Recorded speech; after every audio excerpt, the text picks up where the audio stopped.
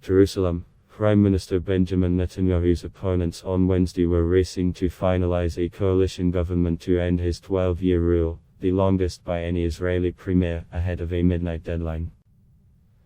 Centrist Yair Lapid and ultranationalist Naftali Bennett have joined forces and agreed to rotate the premiership between them, with Bennett going first, but are still working to cobble together a ruling coalition that would include parties from across the political spectrum.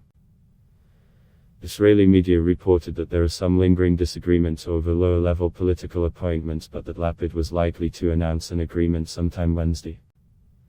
He faces a midnight deadline to inform Israel's largely ceremonial President Reuven Rivlin that he has formed a majority coalition of at least 61 seats in Israel's Knesset or parliament. The assembly would then have a week to hold a vote of confidence. If Lapid misses the midnight deadline, the country will almost certainly go into a fifth election in just over 2 years, and Netanyahu would have yet another chance to hold on to his position as he stands trial for corruption. Netanyahu's Likud won the most seats in the March 23 election, but he was unable to form a majority with his natural allies. Crucially, a far-right party allied with Netanyahu refused to join forces with a small Arab party that emerged as a kingmaker of sorts.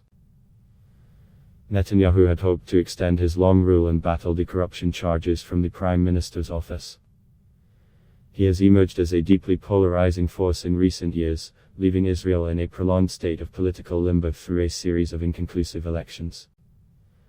An emergency government formed last year between Netanyahu and former military chief Benny Gantz to battle the coronavirus pandemic quickly became mired in political bickering and collapsed in December.